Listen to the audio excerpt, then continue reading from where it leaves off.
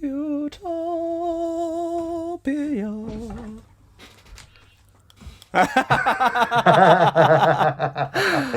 We'll get to that bit. Jumping the gun.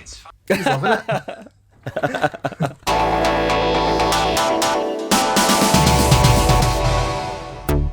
Oh dear.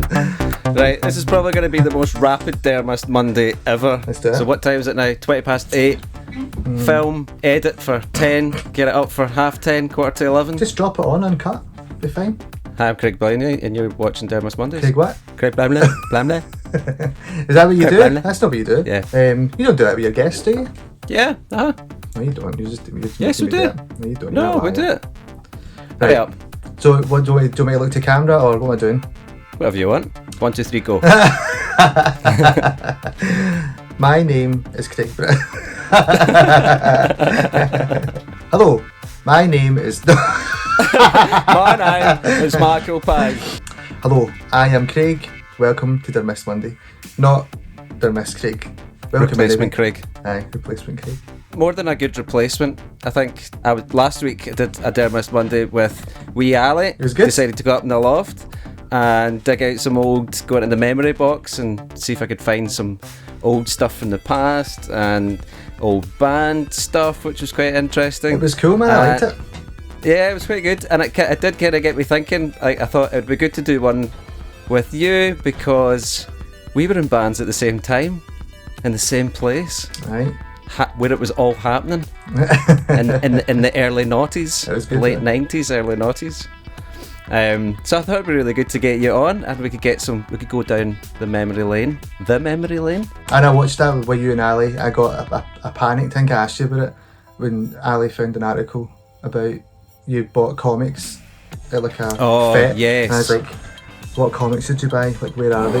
Like, I couldn't see it in the photograph because it was so blurred and it was so pixelated, but I've got a funny feeling we traded a bunch of old crap in and bought, is it Games Master magazines? oh, right, cool. Right. So not actual comics. But like It wasn't comics. You know these journalists, they're dead lazy. Do you know what I everything's a mean? They comic. had no attention to detail about Games Master. And I think it was Commodore 64 games. Oh, that's cool, man. Quasimodo and all that. I'd bet for some Game Master magazine right now. Yeah. Do you remember? He was cool. I Dominic used to- was Diamond. it Dominic Dick Diamond? So I'm at a festival one. You remember that festival, the Indian Summer Yes. Festival? It was only on once Aye. in Glasgow. It was like Anthony Johnson's headlined one night and Yeah's headlined another night. It was a scorcher that year as Man, well. it was great. amazing. Aye, it was really good, by the way. Wire played as well, didn't they? Yeah, It was good, I man. think so. Yeah, it was nice being up in the loft, digging out the old gig it wasn't flyers, it was like the Tea in the Park booklet. It was like the booklet you Oh, get, you yeah, know, programme. kind of program. Yeah. It was nice seeing the programs and seeing the wee articles and finding out who played. It was quite funny. Yeah, that's cool. To see who was playing that year and previous years. I always remember that. Didn't get to see the Pixies. That was a big. I'd love to have seen the Pixies, but yeah. they still It's not get too late. So no, I might get a chance to see Aye, them. they only played like a few years ago, didn't they? Yeah. So tell us a wee bit about yourself, specifically the band that you were in, Julia 13, Oh, right. when we were kicking about in the scene. Yeah, so when we were scene wee together. guys. Yeah. So a couple of bands that I was in that I remember fondly were Captain Blackbeard, which became Torquemada. Yes. And we were just like wee guys playing What a garage band. punk. It was amazing. We were like, 15 or whatever, playing the 13th note. That was with Al Fox and Johnny Dock, who plays bass in Twilight Sad now. Johnny's a phenomenal musician, so is Al. We're both killing. Johnny was in a couple of really amazing bands. Take a One for a Walk Week, remember them? Don't remember them. Amazing, man. Such an amazing band. That was that was a fun band to be in, man. Just flat out garage doing Dead Boys covers and Coyote Men stuff, the Stooges, just real rock and roll stuff. It was cool. And Julia Were you at 13. school with those guys, or did you man. meet them? I don't even know through how the- we met. I think, remember the Backyard Babies? Remember that band? Yes. Swedish garage band. They were playing the Cat House. They brought out a record called Total 13. Don't know what year, maybe 98, 99. And they were played the Cat House in that tour. And I'm pretty sure I met them then because we were just like these wee guys at that gig. Pretty cool to meet at a gig as well, and then hang about and make a band. It was just like they got me into the Helicopters, and I got them into Kiss. Yes. It was like that exchange. It was cool, man. I mean, Helicopters are one thing, but I mean, Kiss. Don't know who got the best trade off with that. That was a well fair trade, man. So that was cool, man. And at the same time, in our other band, Julia 13, that was really good fun. I was in a band for ages, man. You know, it was a long time. Just started doing shows the same, like, you know, like, I don't know, man, probably 15, playing Fury Murray's in Glasgow. Remember Fury Murray's in Glasgow? Oh yes. Man, I'm pretty sure our first gig was Fury Murray's in Glasgow, and we're wee guys. We're 15 for sure, and I'm pretty sure that Campbell McNeil from Aerogram, him and his brother were doing sound. They were doing sound at Fury's. I'm pretty sure that's a true story, man. And we became pals with Campbell later, obviously. So I'm in that band for a long time since a wee guy. Feels like a lifetime ago now, but loads of cool times and doing cool gigs and just having a nice time playing. It was good. I don't know if this is just the sort of romancing this in my head, but we must have done a gig together. I'm pretty sure we must have played at the Barfly or somewhere like that. Together. I thought we had done. I thought we spoke about it because it was like exactly the same time. And I thought it was Dublin Castle in London. We'd done a show. I thought we played another Scottish band that night, and I thought maybe that was you. Definitely not that one. Maybe we were so obnoxious that we just didn't register you. I probably didn't notice because you'd have been supporting the band that I was in, so I wouldn't even have noticed you, man. Steve Lamack was there to see us. He was there to see us. That's a great venue. It's cool, man. Playing that. It's like it was on the stage was like a wee kind of corner platform thing. I don't know if it was a corner, but it was quite a low kind of stage. You're right in amongst it, and everybody's right down the front. Yeah, it was a cool wee bit of London, man. It's a nice wee bit, like. There's a nice vibe in that room as well. I remember it being really loud, man. I remember we did a gig down in what's the street with all the guitar shops? Is it Belmont? No, Belmont Street? I don't know, man. What's this? There's a street with all the guitar shops on it, and there was a strip club there, and they had the poles, and we went to do the setup, and there was like guts on the stage, like it was like they'd obviously used it for some weird pagan cabaret night. So there was like, we had to clean the stage, and it had like fake intestines and all that, and blood and all that all over the stage, and it was really skanky, really, really smelly and dingy, and some amazing black metal the night before. Denmark Street. That's Denmark Street. Denmark Street. It was just around the corner from there. I just remember that venue just being so sticky, like your shoes almost peeling off and sticking to the floor, that kind of thing. And we had to actually mop the stage before we set up. But I can't remember the name of that place. It's gone. But yeah, London was always like it felt great, like being in London and doing a show there, and dead vibey, and just felt like you were going somewhere. Oh man, you know? Like no one came to see us.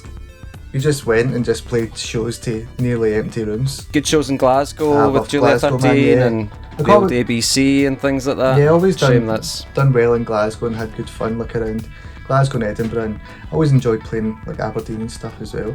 But yeah, man, I loved those venues. Like those are still my favourite venues. Like the 13th Note, loved doing those shows. We never played very much with Julia 13. Played a couple of times at the Note, but it wasn't like the venue for us, like the kind of stuff that we played. But with Captain Blackbeard played there a lot. But like I loved the Barfly, you know, Glasgow Barfly was cool, and loved Tuts. Obviously, that was always amazing. You know, like playing Tuts like to a crammed house was cool, and then like, you know, like that time when you're like the first time that you're big enough to need barriers at Tuts and stuff. You know, you're like, oh man, this is cool. I was going to say that. I was going to say, like, it always, when your band got to that level where you could actually sell out Tuts and the promoter actually booked you to play, it was like, wow, we're playing Tuts, and it does feel like another level. I don't know if it's still got that same appeal now. I'm sure it does. I'm sure it does, man. I always remember that first gig as well. Like you say, you know, they pull the barriers out, and it's a it's a sellout or close to sellout night, and they put dinner on for you, and you get the dressing room, you know, all to yourself and all that. It's pretty. It is kind of next level treatment, and it. I think that's the thing. Like, I kind of forget about that time of playing in a band, talking. You said about doing this tonight, or what actually. Ali made me do this tonight. They said he was going to fire me because Ali's also my boss at work, so I was sacked if I never done it. But I was thinking about it, I was like, man, you know, you kind of take it for granted. Like, you just think, oh, like, it's always going to be this kind of incremental increase. And I don't remember ever stopping to go, oh, this is really cool.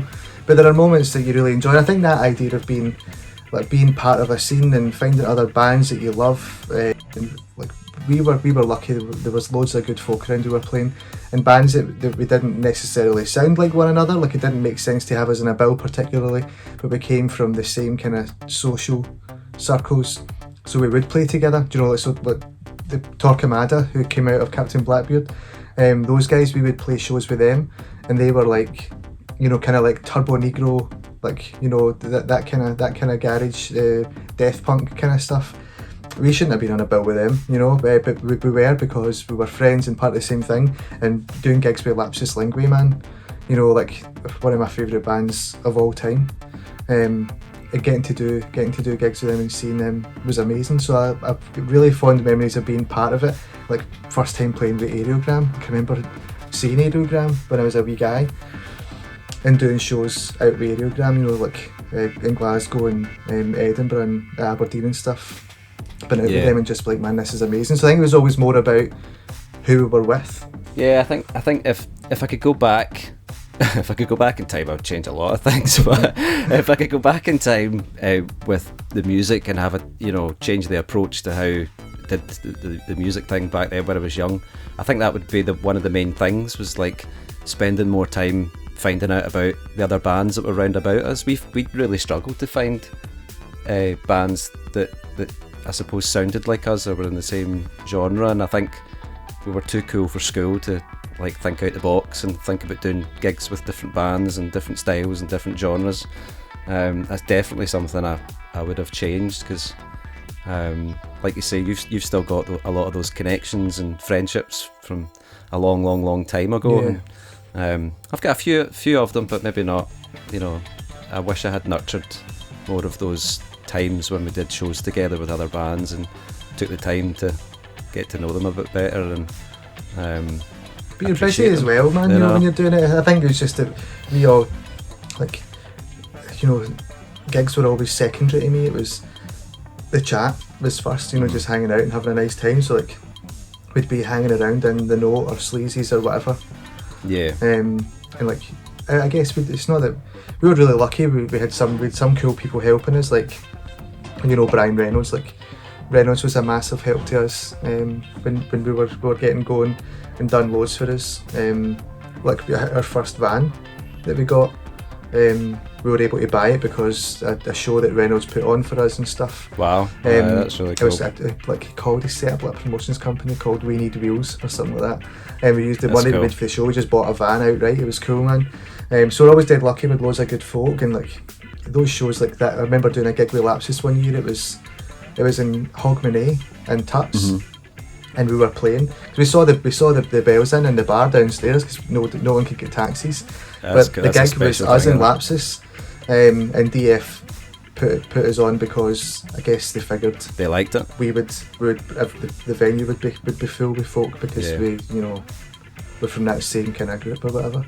But I always remember that more, like, you know, I remember those moments. I remember, like, not always the gig, but I remember like watching Lapsus soundcheck and just being like, how does this happen? I think it was more that thing where, like, you know, there were people that were your friends, but at the same time, like, you'd watch, like, so like the boys for Lapsus, like, be standing talking or whatever in the empty venue for the soundcheck, and they would go on stage and they would play through like Parade or whatever it might have been. And you're like, how does that happen? Like, that thing where they do this such an unobtainable performance, do you know what I mean? And it's just, they're just sound checking, man. And the same, I remember, I think it was somebody in Edinburgh. And then you've got the obligatory clap at the end of it, you know, there's two or three people in the venue going you know, you don't know whether it's disrespectful to do that or not, you know. It's like, should we like not clap? We never clapped because we were too cool, you know. It was like, oh, they're alright. But like, if you hear a band doing their sound check, it's like, do you clap because that was really good, or you're blown away, or if you were sound checking and somebody, a couple of guys in the other band would clap, you would always take that as a good sign. You'd be like, yeah. I thought it was nice when someone, the other band's diggers. yeah, but they would come out and they'd watch the sound check and then watch the gig. That was always nice. From music to sweeties and superheroes. Aye, yeah, why not?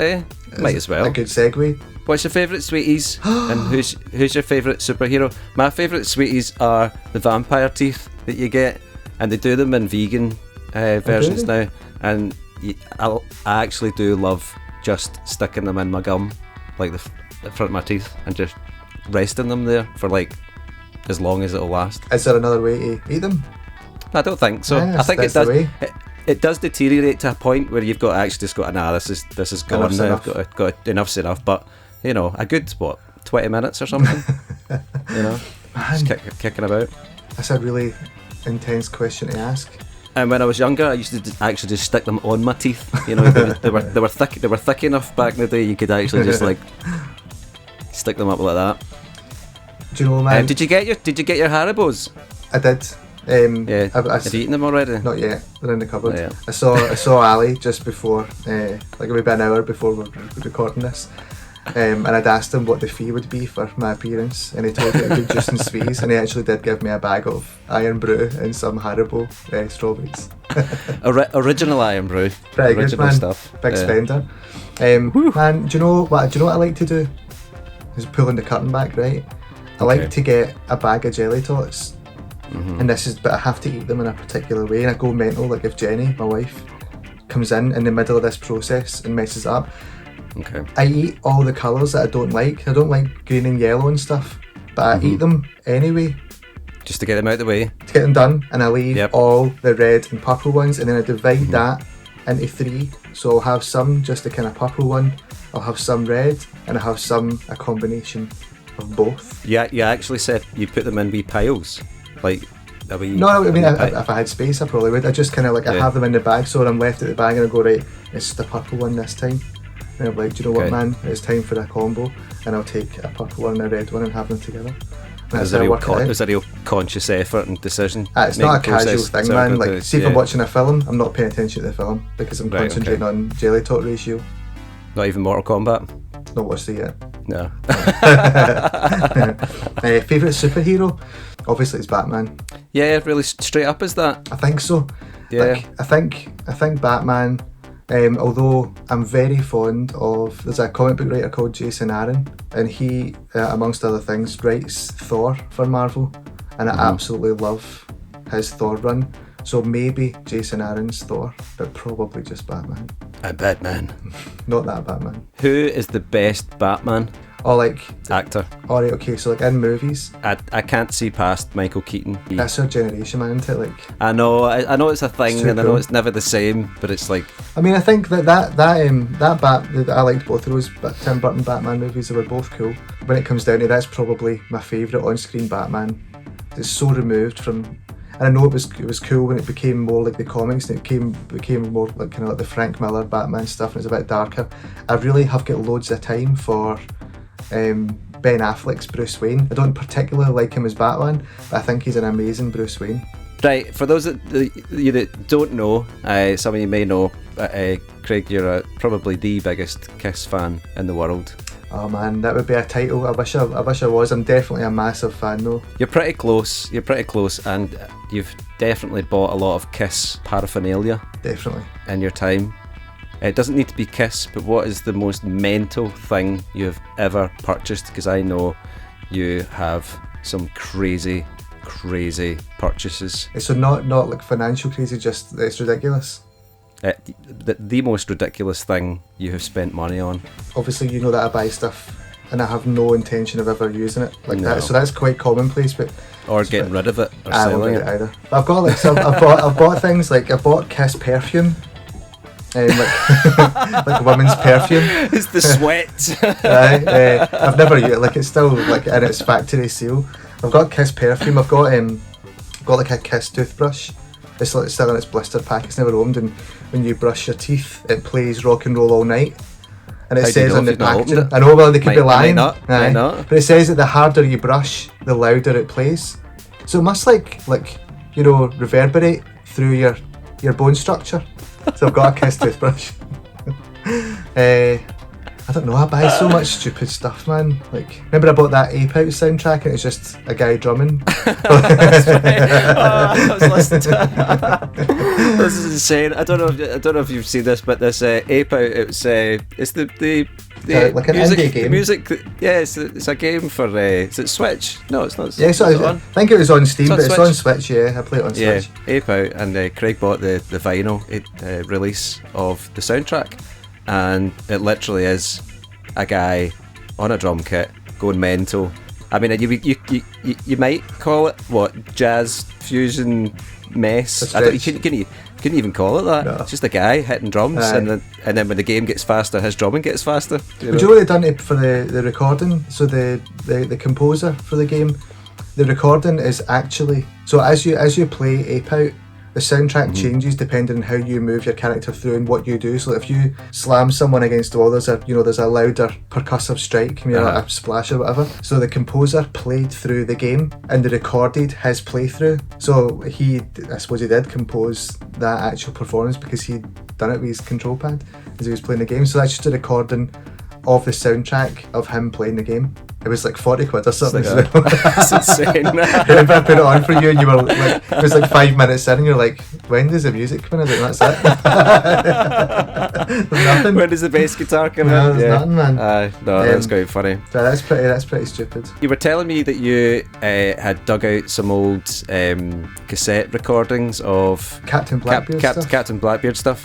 Interesting to find out. Do you get any plans for doing some future stuff? I'm going to do it. I know there's plans. I know there's stuff in the pipeline. Yeah, I'm going to do a wee thing. Just a wee recording at some point, like in the year, with me and Jason. And do you remember the Cherry Kicks? Yes, I do.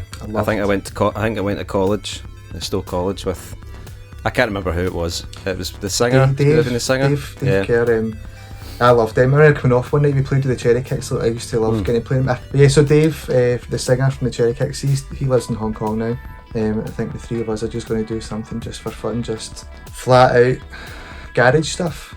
Yes. Pretty psyched, just for us, like just for fun. And obviously you'll need a bass player at some point. I'll find one. See if Craig's feeling better by then, he can jump down and put a track down. And buy like a big star-shaped bass guitar by Ibanez. Bootsy Collins. Yeah. And get my platforms out and stuff like that. You know. It was cool seeing that. Like I saw you put that post on Facebook, the Dare Missed post for the thing for tonight, and tagged that Julia 13 page. It was funny, like I seen that, like it came up as when I joined Facebook for the work account, it came up as a recommended page, and it's funny still, like I see, obviously I liked it, right, and there's like 80 people or whatever have liked it. I think Johnny the guitarist for the band must have made the page. He's put the album on it, but there's people been like on the, like, you know, the comments bit or whatever, folk are like, oh, can I get this album? And someone put a comment being like, oh, I was just talking to my husband about amazing bands that we've seen and great records or whatever, and we dug out your record, your EP, The Drowning Room. Like we were like 15 or 16 max, I think we made that, and I think that was like, so that post was like 2018 or whatever. Like, man, that's crazy that like, stuff that you've made and you put out, there's people like, can I get this album? Or it's a legacy. We were talking about your shows. I know, man, Joe, it's cool because you forget, like, you know, I think that taking it for granted is part of it, and you kind of forget, you know, it feels like a kind of past life. Like, man, that is crazy that there's people still listen to stuff that we done when we were wee guys. Yeah, it's cool, know? Isn't it? It's pretty, I mean, it is kind of cool. Maybe a reunion in the pipipeline? Julia 13 reunion? I mean, I think we could probably talk Doc into quitting churches, and like everyone, like think everyone for that band is doing amazing stuff now. Like, well, so Doc obviously is in churches, Johnny is in churches now, Brendan plays in the Twilight Sad. Smiley's just like the best musician in Scotland. Well, the good thing is they're all doing so well that they've now got the time and disposable income to put the band back together. I think maybe what it is, they just needed to be in a band that I wasn't in. And that's it. You know, like as soon as I stopped being in a band, and they're like, man, we're dead successful. Play me a drummer as the dragon. And on that bombshell, thanks for coming on. And certainly, I know it was a wee bit last minute, but that's been dead nice. Getting some chat. And if you like this content, make sure to like, share, subscribe, hit that bell, all that good stuff. And it was nice having you on. And go and check out Julia 13. There's a Facebook page there. Did you see the albums on the Facebook page? Yeah, I think so. I'm pretty sure it is. Thank you, and we'll see you next week on Dermis Mondays. I've been Ali. Oh, I've been Craig. Bye. See ya. And cut.